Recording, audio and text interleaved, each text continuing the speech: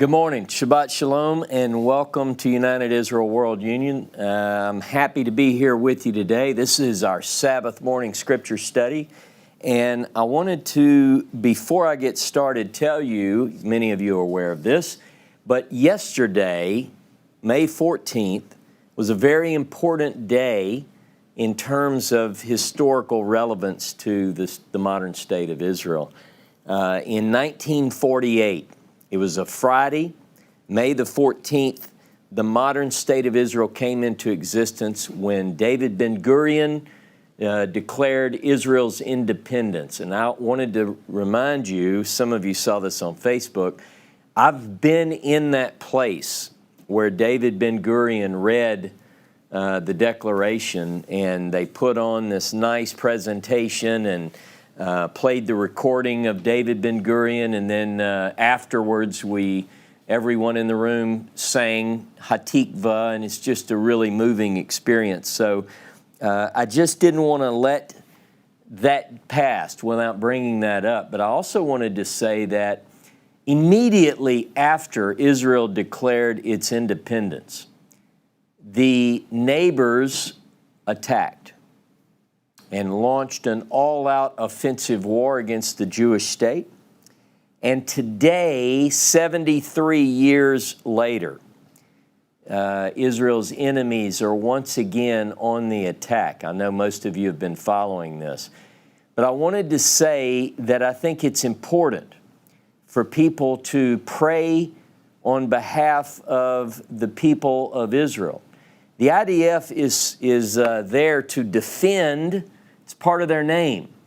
Israeli Defense Forces. They are there to defend all citizens, not only the people, but the property. But whether a person is Jewish or Muslim or Christian, Arab, anything, the Israeli Defense Force is there to defend. And I wanted to remind people, I posted a prayer for the IDF that I am now saying every day.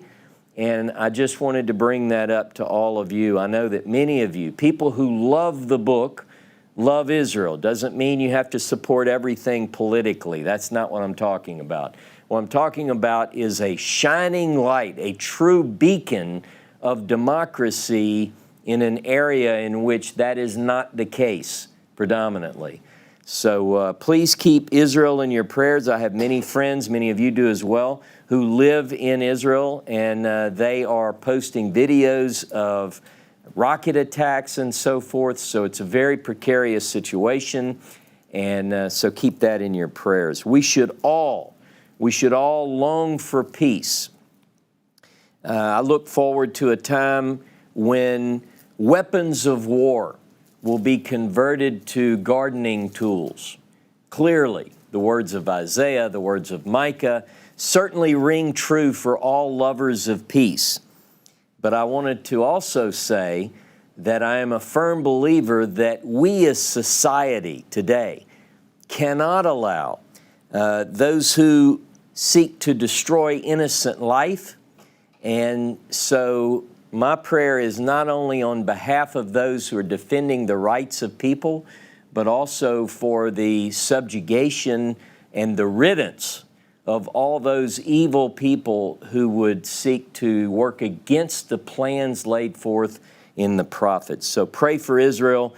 We are now approaching Shavuot, the day traditionally on which the Torah of Moses was delivered to the assembled people at Horeb. And so it's always an exciting day for me. It's always an exciting time of year. I love this time of year. And without a doubt, it always reminds me of Moses and the Torah that he brought to the world, which brings me into today's class.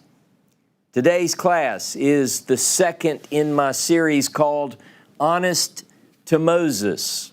Honest to Moses. We are searching for the historical Moses. Now remember, last week I brought this up. A biblical scholar by the name of John Van Seters said the quest for the historical Moses is a futile exercise. He now belongs only to legend.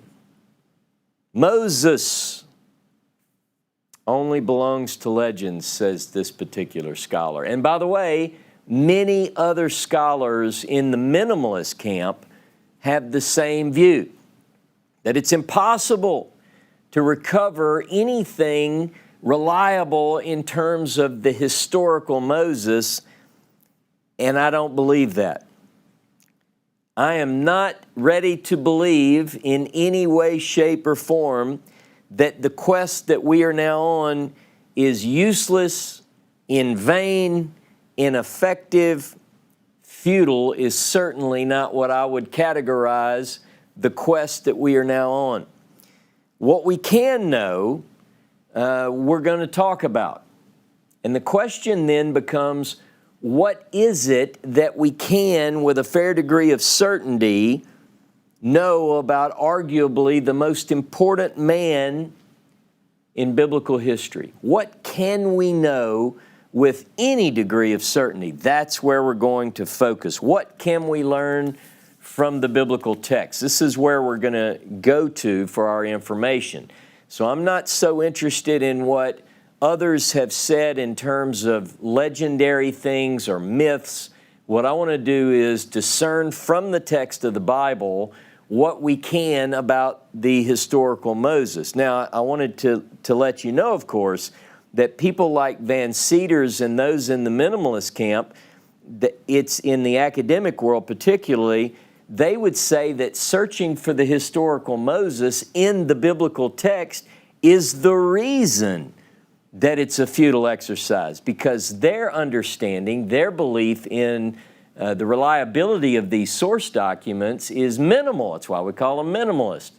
And so I don't agree with that, as you will see over the course of this study. I don't agree with this minimalist appraisal, and I'll seek to show that time and again over the next several weeks or months. I think it is possible, very, very possible, that certain historically reliable data can be extracted from the biblical text, and that's what I intend to do. Now, last week, I brought up 5 prophetic texts. It is interesting that we read so little about Moses in the prophets, so little about Moses. Now, we get hints, we get other introductory comments, we get certain glimpses of the period to which Moses is assigned in the biblical text. There are allusions to the Exodus and so forth, but I'm talking about specific mentions. We only have 5. 5 texts in the Hebrew prophets, and those are Isaiah chapter 63, verses 11 and 12. Jeremiah 15 and verse 1 mentions Moses. Micah 6:4, Malachi 4:4, or Malachi 3:22 if you're in a Hebrew Bible, and the book of Daniel chapter 9, verses 11 through 13. When I talked about these last week, I used the phrase historical memory. In other words, memorializing these events and the man Moses. These prophets have certain memories that are part of the people of Israel's rich tradition and history and so forth. And these 5 points show up in the prophets in the text that I just mentioned. So I want to begin this morning's teaching in one of those texts to make a point. So I want you to go with me this morning first thing to Isaiah chapter 63, Isaiah chapter 63, and I want to read verse 11 and 12. Isaiah 63, verse 11 and 12. Then he remembered the days of old, Moses and his people, saying, where is he that brought them up out of the sea with the shepherds of his flock? Where is he that put his Holy Spirit within him, that caused his glorious arm to go at the right hand of Moses, dividing the water before them, to make himself an everlasting name? And it goes on with more of the tradition, more of the historical memory. Now, verse 12 clearly mentions Moses. It says that caused his glorious arm to go at the right hand of Moses, dividing the waters. But there are questions surrounding the proper reading or the proper translation of verse 11. You might look at it and say, well, I'm not sure what exactly that could be. I'm grabbing another Bible here because I'm going to need that in a moment. So there are questions about the preceding verse. Verse 12 clearly talks about Moses. Verse 11 in English mentions Moses. In the Hebrew, both of these texts, verse 11 and verse 12, you'll see in the Hebrew it says Moshe, Mem, Shin, Hey, those three Hebrew letters. But the syntax, the arrangement, the grammar of verse 11 is problematic. And I'm going to explain that a little bit. There are questions about how we should translate the phrase that I just read, and he remembered the days of old, Moses and his people. Because in Hebrew, Moshe Amo clearly means his people. Moshe is the same spelling of the name for Moses, but is that what this says? This is going to launch me into today's class. I want you to listen to the way that the Jewish Publication Society translates this same verse, Isaiah 63, verse 11. Now, I'm not typically a fan of the JPS. I tend to think that it strays from the literal Hebrew too often for my taste, but I want you to hear this. 63:11 in the JPS says, "Then they remembered the ancient days, him who pulled his people out," and then brackets, "of the water. Where is he who brought them up from the sea?" Now, that doesn't sound anything like. So where it says Moses and his people, JPS translates it, him who pulled his people out. Now you might think, if you look at this or hear me as I just read this, that there is a leaving out of the proper name, Moses, which would be a problem if that's what the translators are doing. But that's not what the translator is trying to say. They're reading it slightly differently. Are you ready? Everybody ready today? It seems that Isaiah 63, 11 and 12 is making a play on the name Moses. Clearly, verse 12, there's no question among any reader of this in Hebrew. Verse 12 is clearly speaking of Moshe, Moses, the man Moses. But verse 11 is a play. So for the answer to the question of what does this mean, we have to go back. I'm not going to leave you hanging on this. We'll come back to it, and I'll wrap this piece up. But we have to go all the way back to the very first encounter that we have as readers of the biblical text with the man Moses. We have to go all the way back to the book of Exodus, the book of Shemot. I want you to go with me now to the book of Exodus. Exodus in Hebrew is called, the Hebrew name of the book is Shemot. Shemot means names. And its name comes from the fact that the book begins, Ve'ele Shemot, and these are the names. These are the names. So our second book of the Pentateuch, the 5 books attributed to Moses, is known in the non-Jewish world by the title Exodus. Exodus comes from the Greek. It's not a bad name for a book whose central story is about the departure of the children of Israel from the land of Egypt, because Exodus in Greek means departure, exit, to leave, to go out. So it's not a bad name for the book, except that the Hebrews call it, the Jewish people refer to it as Shemot, names. It's not as sexy a title, though. I mean, you think, well, does it really fit? I think you'll see that it does. We're going to talk today about names. I want to talk to you today about several names that are relevant to the quest for the historical Moses. Of primary importance in our present study is the name of our revolutionary leader. What does Moses mean? What is in a name is the name, the title that I've given to this class. Now, chapter 2 of the book of Exodus tells of the birth of a child born to a man and a woman of the tribe of Levi in troublesome times. Exodus begins the story with a transition about a new Pharaoh who has arisen over the people of Egypt, who is not favorable to the people, the Hebrew people, enslaves them, puts them into cruel and oppressive bondage.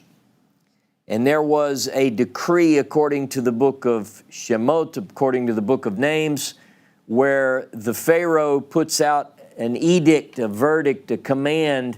In Hebrew it says it's a command that says, every son that is born, meaning of the Hebrews, you're to cast that child into the river. But every girl child you can allow to live. This is the way our story begins. And according to the story as we've received it, the mother of the child hid this child away for a period of 3 months. We learn a few things about the child. He's a beautiful baby, but I've never met a baby that's not beautiful. But nonetheless, of course our baby Moses is beautiful. If I were writing the story, I would say the same thing. But she's able to hide the child for a couple of months, but then it gets to be too difficult to do, and the situation requires her to devise a plan. So this woman of the tribe of Levi comes up with a plan, and she puts the child into a specially prepared basket, which is coated in a pitch-like substance to ensure that the baby survives in the river. Okay, everybody knows this story.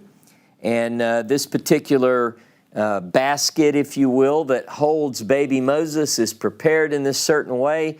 And part of the plan is that the sister of this young baby boy is going to be involved in ensuring that the child survives. She's going to be tasked with watching what happens. Now, in Hebrew, I want to bring up an interesting point. This particular word that's used for basket, this word that's used for this basket that's prepared for Moses, in Hebrew it's a tevah, a tevah. Now, the tevah that we read about in the story of Moses, tevah is only used in one other story in the Hebrew Bible, but it's translated differently. There, in the other episode, which uses tevah, by the way, this tevah is also coated with a pitch-like substance to keep it watertight. That's called you know it as the ark of Noah. The ark is a tevah. The basket in which baby Moses is placed, which we don't know his name yet. See, I'm telling the name too much because I'm going to build up to this. But the name of the beautiful child born to the woman and man of Levi is placed in a tevah. Now, I find it interesting that both of these stories involving a teva deal with the rescue from water because of a specially prepared vessel, if you will. And within these vessels is a savior of sorts, a deliverer, one who brings about a new epic in the human story. Both Noah and this baby are placed into the teva. Now, both stories deal with salvation, they deal with preservation, and so forth. Now, this story that we read about this baby who will grow up to be a great deliverer for the people of Israel is not uncommon in the ancient world. It's not only known in Hebrew storytelling, the story of this baby placed in a basket. We have other accounts, what we call comparative religious studies, which also mention at least a similar story. Sargon, for instance, Sargon of Akkad, this is a very, very ancient story, in infancy is born in secret and then is placed in a basket made of reeds and sealed with pitch. Now, a lot of scholars say, well, the Hebrew Bible gets its stories from other, but what if it's just that there is a common source to these stories? It's a theme. It's based on ancient storytelling methods. But the Hebrew Bible has its story, but so do these other ancient stories, Sargon of Akkad.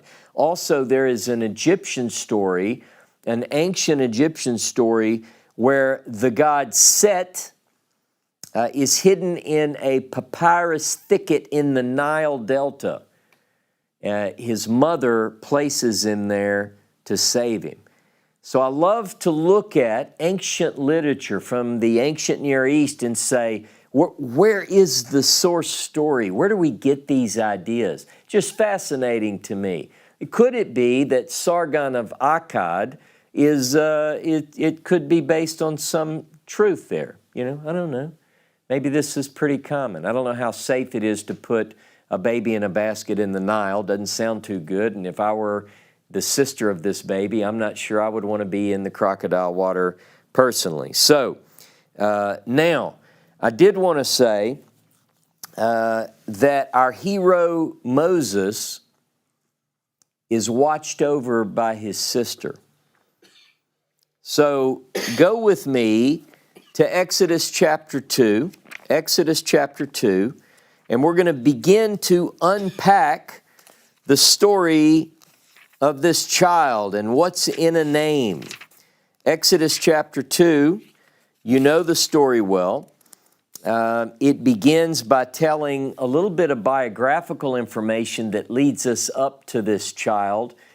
We don't get everything we need in this story, though. This story doesn't provide names for the man and woman of the tribe of Levi. It just says a certain man of the tribe of Levi and a woman took to wife a daughter of Levi, and the woman conceived. No mention, there's no name going here, but I want you to go to verse 5. Exodus chapter 2, beginning in verse 5. And the daughter of Pharaoh came down to wash herself at the river. And her maidens walked along by the river's side. And when she saw the box, this is the Hebrew for teva, the basket, if you will, among the rushes, she sent her maid to fetch it. And when she had opened it, she saw the child, and behold, a weeping boy. And she had compassion on him. And she said, "This is one of the Hebrews' children." And she said, then his sister said to Pharaoh's daughter, "Shall I go and call to thee a nurse of the Hebrew women, that she may nurse the child for you?" And Pharaoh's daughter said to her, "Go." And the maid went and called the child's mother. And Pharaoh's daughter said to her, take this child away and nurse it for me, and I will give you your wages. And the woman took the child and nursed it. Now, I want to stop right there for just a moment, because a lot of people read over this story and they have in their mind that this baby was saved by his mother, this Hebrew mother. She puts him in the basket, she puts him in the Nile, has the sister watch over. Pharaoh's daughter sees the child, has compassion, takes the child, raises it as her own. You're leaving out some important questions. I want to ask the questions because we're going to slowly unpack the story. It's interesting. She knows, this daughter of Paro knows that the child is a Hebrew child. The girl is not scolded in any way. Pharaoh's daughter, I like Pharaoh's daughter. I really like Pharaoh's daughter. I imagine this story differently, having studied it deeply. She has compassion. This is a good thing. She's talking, she's conversing with the Hebrew girl. Now, that either means that both were speaking Egyptian or both were speaking Hebrew, and I believe that either could be the case. She knows the girl is Hebrew, and she says, the girl offers this up. I just happened to be in the river today, and I see this thing unfold. Would you not, put yourself on the scene. Would you not wonder, if you're the Pharaoh's daughter, what's this Hebrew girl doing in the water? Is she connected with the baby that I now see? I would. Do you think that she might know that this girl is related to the baby? I do. Do you think that when the girl asked Pharaoh's daughter, can I go get one of the Hebrew women to take care of it? Do you think that Pharaoh's daughter really knew that she was going to get the child's mother? I do. Now, some of you probably have thought about this, but I want you to think about the story. So the girl, unnamed, goes to get the mother, who evidently has a conversation with Pharaoh's daughter, that she may nurse a child for thee. And Pharaoh's daughter said, go. And the maid went and called the child's mother. So there seems to be a handoff. So I imagine that everybody in this story knows. And if there is a command to kill the baby boys, certainly Pharaoh's daughter knows about it. You follow me so far? So while the story, this ancient story, is sort of glossing over several things, we can discern certain elements from this. We already like Pharaoh's daughter, because she could have said, this is a Hebrew boy, we got to kill it. The other thing to note is this woman of the tribe of Levi, she really does throw the child in the water. She just does it with a basket. So now I wanted to bring up sort of a pun as I introduce this subject, or introduce an interesting thought that I had. You ever hear throw the baby out with the bathwater? When the scholars say they want to throw out the quest for the historical Moses, I'm going to say don't throw the baby out with the basket, because we have certain data points that we're going to extract from this story that are reliable, as you will see. Now, my questions when I read this are, how long does the child remain with the mother? Now, I know what people think. Most people say that most people think that in this story, the mother of Moses, this woman of Levi, nurses the child until the child is weaned, and then turns the child over to be raised by Paro's daughter. Could be. But I think the Hebrew might tell us something else. We're going to closely work through this. You have to wonder, how long was Moshe, or the child as he's growing up, how long is the child with his real mother? How long? That's one of the questions. And what about the names? Why is it that in a book called Names, the one thing that's obviously missing from our story is names? We don't know the name of the parents.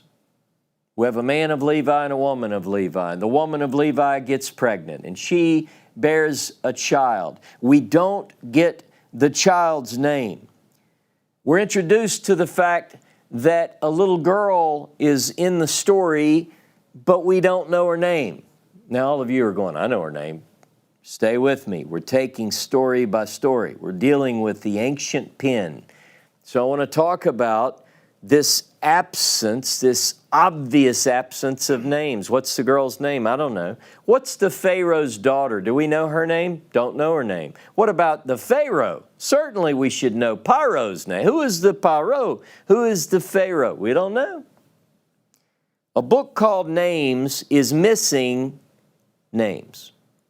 No name for the child. What's the baby's name? I want you to think, when that woman of Levi, we don't know her name, when she nurses that child and strokes his little head, what does she say to him? What does she call him? What is the name that the mother of the child whispered to that little boy? We don't know. No name for the daughter of Pharaoh, for any of this. From the Hebrew Bible's standpoint, the book of Names doesn't give us a single name in this story. Now look at verse 10. Verse 10 of chapter 2, Exodus. And the child grew, and she brought him to Pharaoh's daughter. Now, I have a lot of questions here. What does it mean the child grew? Up into what point? A. Who is the she that brought him to Pharaoh's daughter? And he became her son. And she called his name Moshe. And she said, because I drew him out of the water. Very interesting. It says, and he grew. Exodus chapter 2, verse 10. The first part says, and the child grew, and he grew is vayigdol. Vayigdol it means, and he got big. That's all it means. There's no mention in there about him weaning, reaching the age of 3. At that point when many people some people stop feeding before nursing before then. And I've lived through this. I could go into all sorts of details on that. That's just another expertise I have is child rearing. But at some point, the child is weaned, but that's not what we're talking about here. It says, and the child, the Yeled is a name for boy. He grew. He got big. And then it says in verse 10b, chapter 2, verse 10b, that the child is named Moshe by Pharaoh's daughter. We still don't know her name. But she calls him Moshe because she says, I drew him out of the water. Now, this verse is supposed to be making a pun, but it doesn't come across in English. You don't get it in English. You say, it's very clever if you were on the scene and Paro's daughter says this. She goes, I think I'll call him Moshe for I drew him out of the water. Doesn't make sense in English. You're like, why would you call him Moshe? Because you drew him out of the water. Because in Hebrew, though, it makes perfect sense. She says, I'll call him Moshe because from the water, Mashitihu. You hear the Mash. It's Moshe for I Mashtihu. There is a pun, and this doesn't make it into English because what we have here is we are transliterating a name and we're translating its meaning, okay?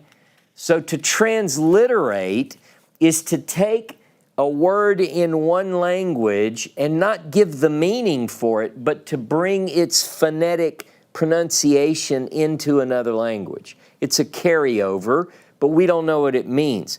The intent, let me give you an example.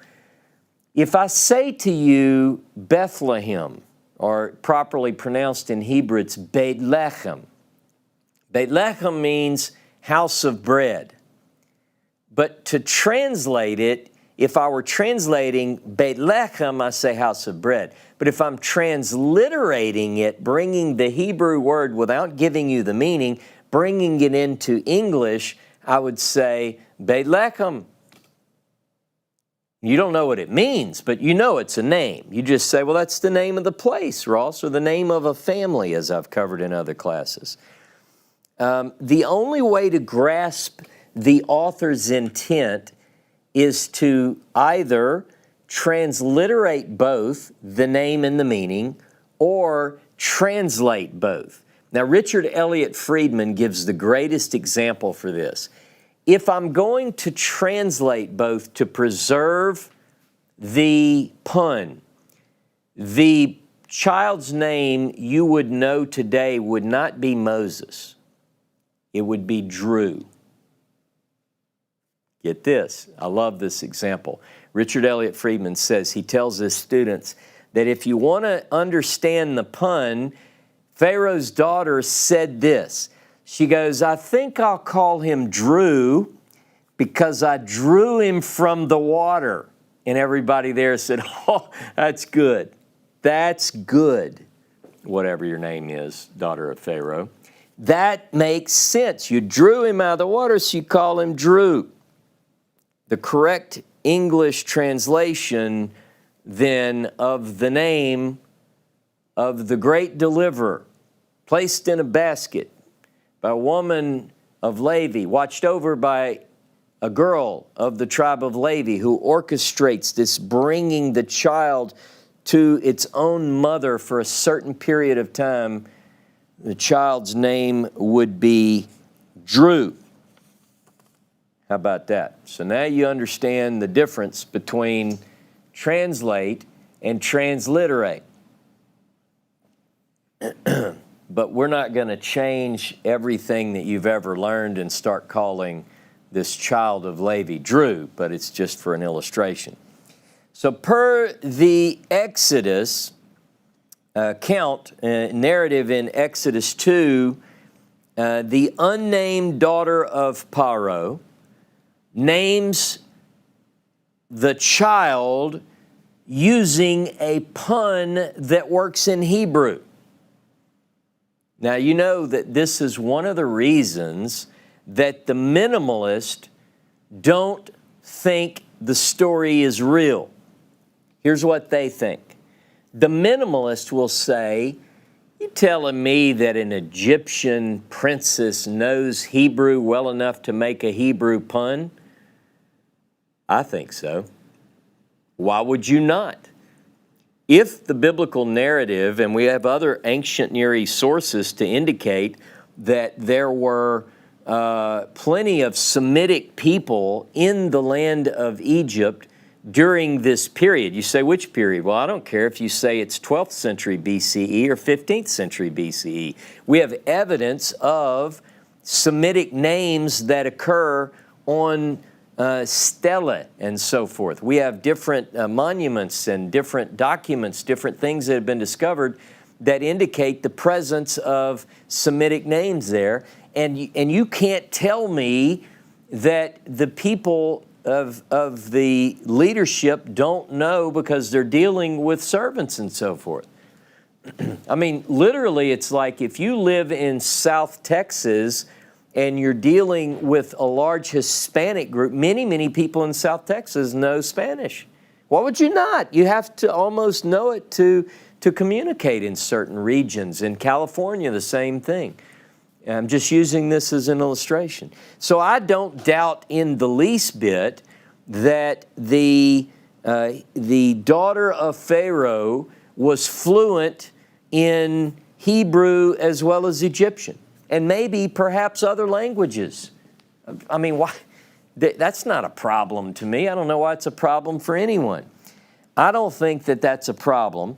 And I think, in fact, she did exactly this, making a Hebrew pun, but she's so brilliant that the name is more than just a pun in Hebrew. Not only does she come up with the perfect name that happens to be a Hebrew pun, she also comes up with a perfect name that sounds similar in Egyptian. This is the part that I love. But let me focus on the Hebrew first. Moshe, Mem, Shin, Hey, is a Hebrew word. It is a Hebrew word. But get this, it's a rare Hebrew word. It is a specific Hebrew word. It is very intentional. The fact that Pharaoh's daughter knows this word is very interesting. She's absolutely fluent in Hebrew. She's able to use a word that in all of the Hebrew Bible, aside from her naming the child, occurs 2 times in all of the Hebrew Bible. Twice. And I'm going to give them to you. And you're going to be amazed at how specific this word means. Like I told you, it means to draw out. It's even more specific than that. Go with me to the book of 2 Samuel. 2 Samuel and chapter 22.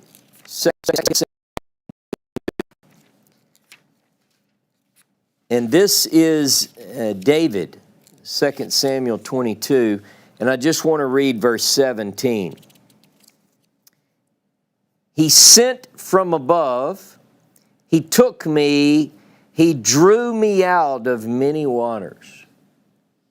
2 Samuel 22:17 uses the word Moshe.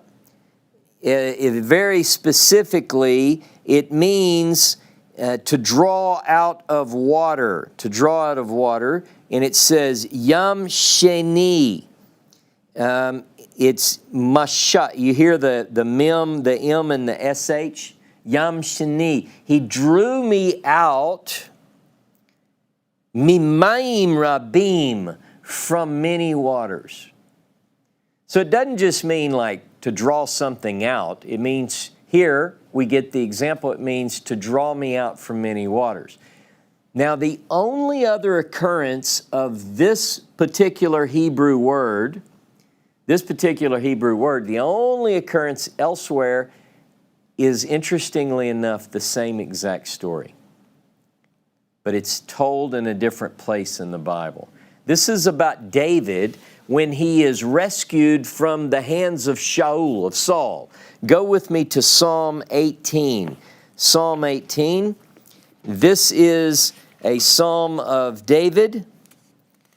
Psalm 18. Now, by the way, this particular psalm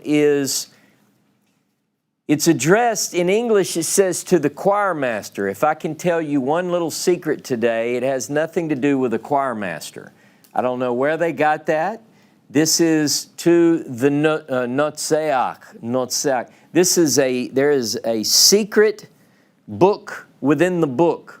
When we get to our Psalm study, maybe at some point in the future, I'll get into this, but there are a certain number of Psalms who are addressed, all of which are addressed to the Notzeach. That Notzeach is an interesting person, and if you read all the Psalms, you will be blown away. It's like a handbook for the redemption, but that's for another series, so we're not going to get into that. All I'll tell you is this is one of those Psalms. Now look at the way Psalm 18 begins. To the chief musician, that's not what it means, of David, the servant of Jehovah. Here, David is called the servant of Jehovah. Now, who else is called the servant of Jehovah that we just talked about? A child by the name of Moses. So this particular psalm is talking about the Eved Jehovah, and there is a linguistic association here between Moshe and David. Moses is drawn from the waters. And David says, I was drawn from the waters. Look down at chapter 18, Psalm 18, verse 17. He sent from above, he took me, he drew me out from many waters. Yam sheni mimayim rabim. Interesting.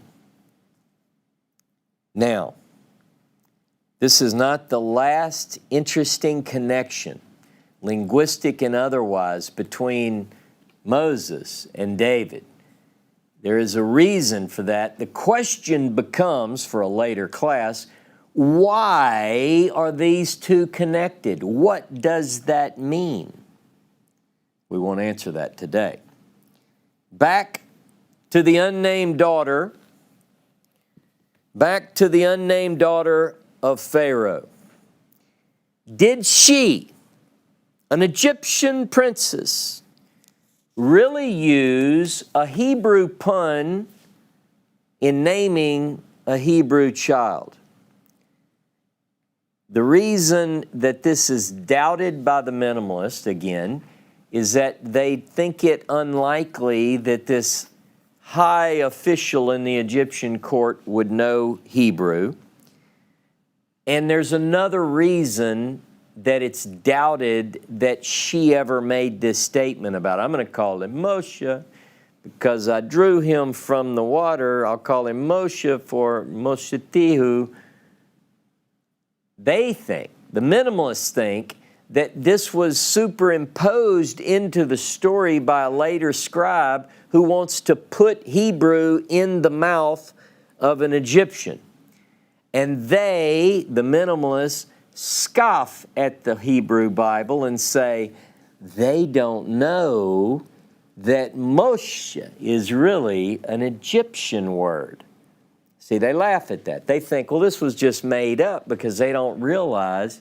So they take this obscure Hebrew word and make this Egyptian princess speak Hebrew. So they call it folk, F-O-L-K, folk etymology. It's not even true, they say. Just made up.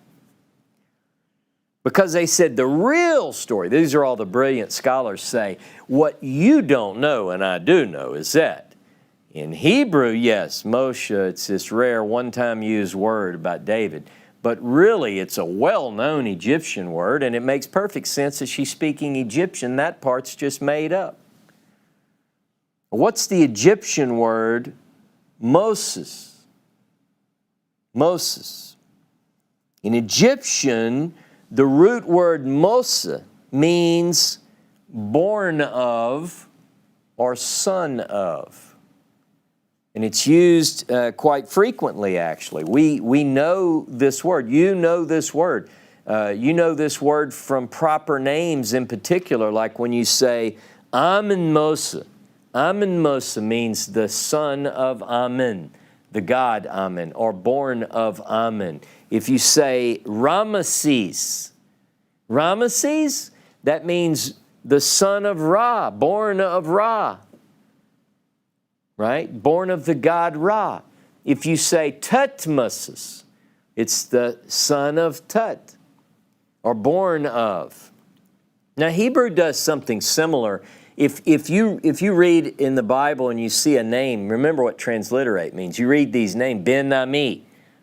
Ben-Ami is a name, the son of Ami. If you say Ben-Oni, son of my suffering, you know it's the son of this person. If you say Ben-Hur, whose son is this? Hur. Ben-Hur. So we get this in the case throughout the Hebrew Bible. Now here's an interesting thing. In the case of Moses, it's brilliant. Absolutely brilliant. Let me make the point. In biblical Hebrew, if I were walking down the street, like in English, we take the word Benjamin. Benjamin in Hebrew is Benjamin, the son of my right hand, or a person named Yamin.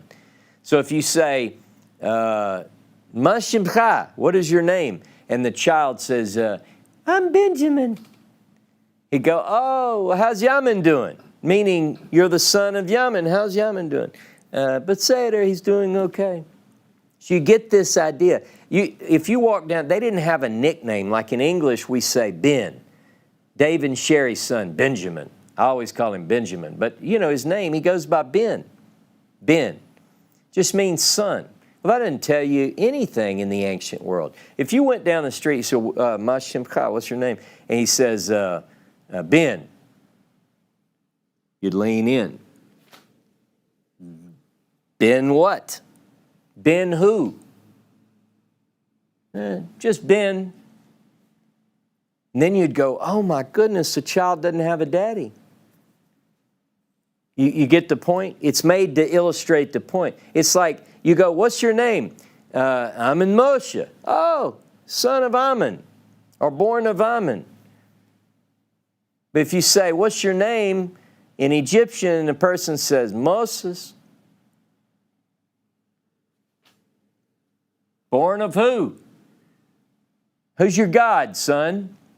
You see, it's like something is missing. It indicates the absence of, or the vacancy of, what is it?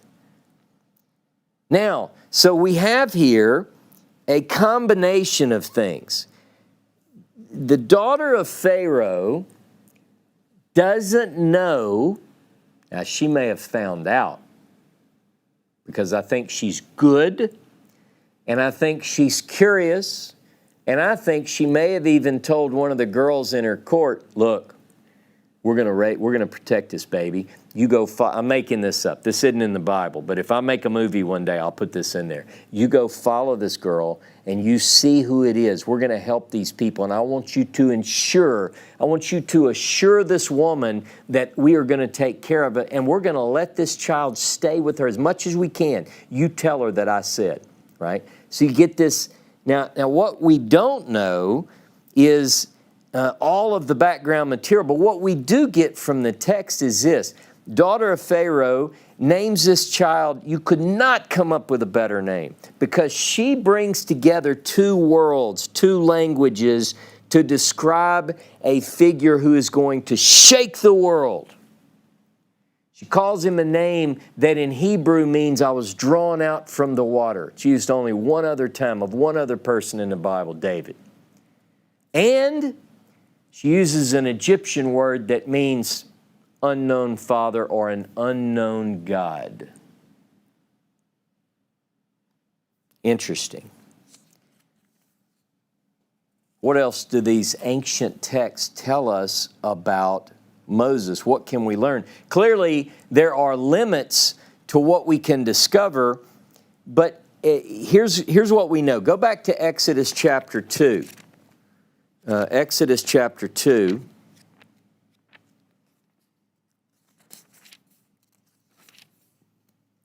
And I want to read verse 10 and 11 again. I'm in Genesis. Exodus 2, verse 10.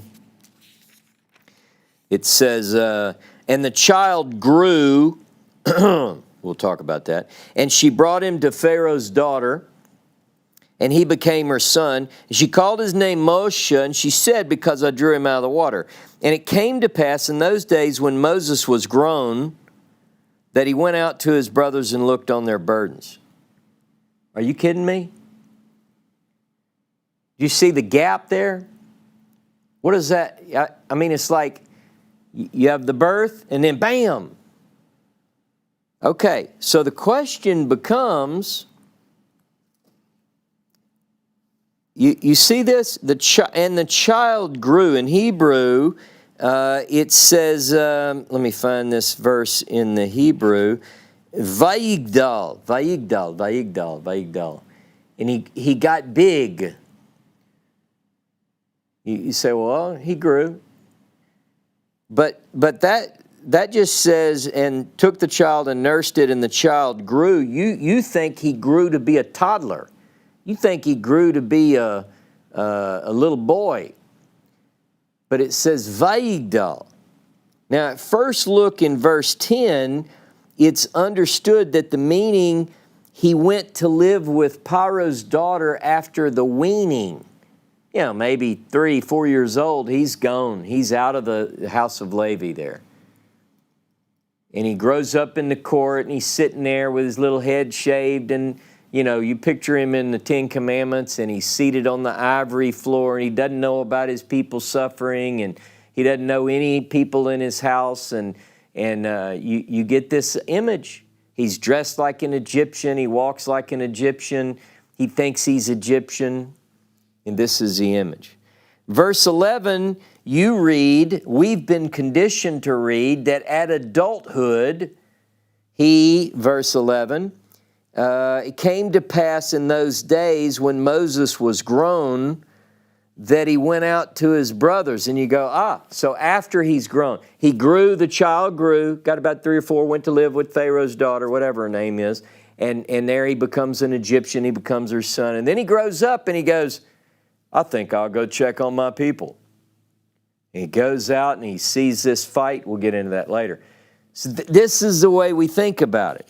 When he had grown up. But let me say that in Hebrew it says, Vayihi bayamim bachem v'yigdal Moshe. And it came about in the days, or in those days, vayigdal. And he grew, and Moses grew. So verse 10 says, the child grew, right? Verse 11 says, and in those days when the child grew, he went out. So my question is, I hope I'm making this clear, how long is he with his mama? We don't know her name yet, by the way. Is he a little bitty boy and he forgets his mom? Or is there some back and forth there? Do they have like a custody agreement? You might laugh, but how do we know? How do we know? Because later we're going to encounter places in the story where we read about, and this person is your brother and he's coming to you, and we've never known before that was his brother. Would Moses have known that it was his brother? But what if he did? What if he grew up with him? What if he knew exactly who his brother was? See, people, the minimalists don't read the Bible closely enough. They're loose. They're liberal. I'm not. I'm conservative. I'm tight. I'm very strict with the text. I want to know, how could that happen? We've got the story here. Vayigdal, and he grew. And in the next very same breath, there's no white space. It says, and it came to pass in the days when he grew that he went out and he saw. I just read that he's with his mama. How did he know these were his people? Was he allowed to have a relationship with his mother? Was he kept in the palace? Do we have any indication that he's sequestered away, that he never gets to know his parents? His family, his brother, his sister. We know later he's got a brother and sister. Now, when Moses first encounters God at the story of the bush, he's at Horeb, right? I'm going to fast forward because I want to get to this point. he asked God a question.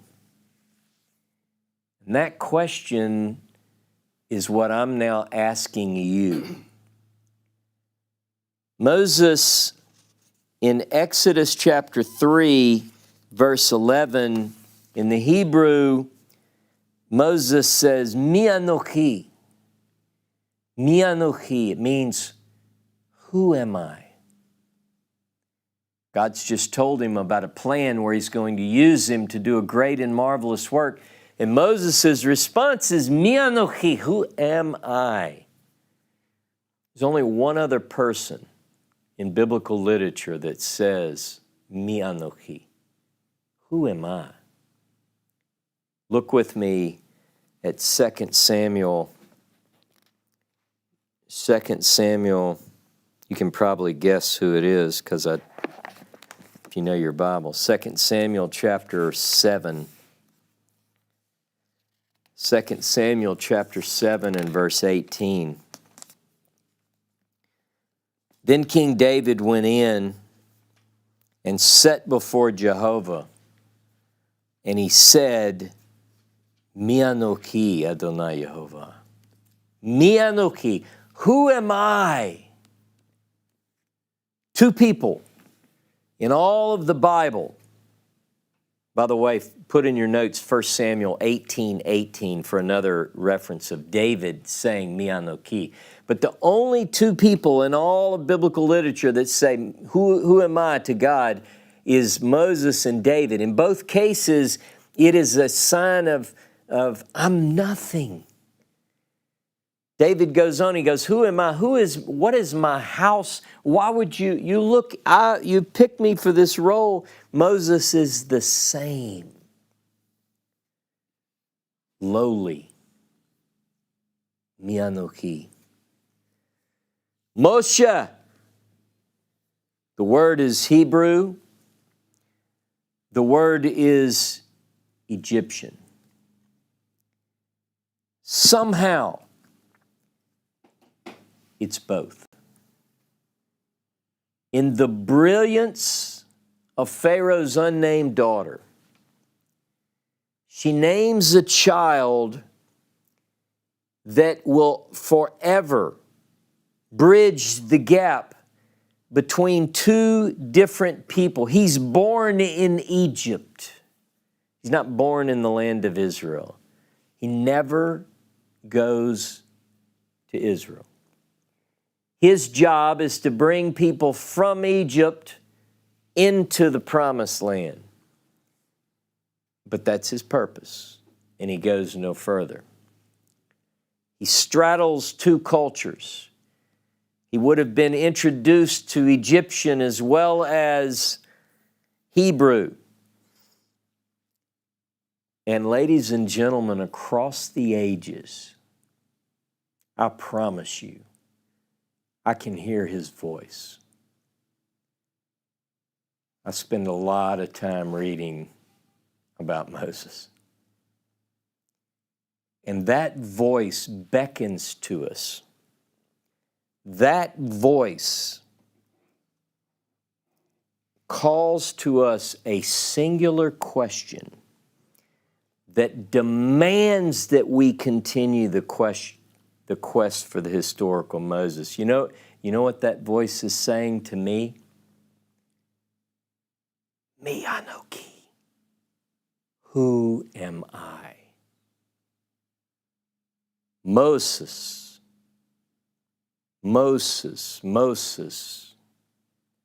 What a precious name. We're going to take this further. We're going to pick up the series not this coming Saturday. I have a big announcement. I'm going to be out next Saturday, so you're going to have to wait. This is a cliffhanger. Not just one Saturday, but two. May the 29th, I'll be back as we continue the quest for the historical Moses. Don't be late.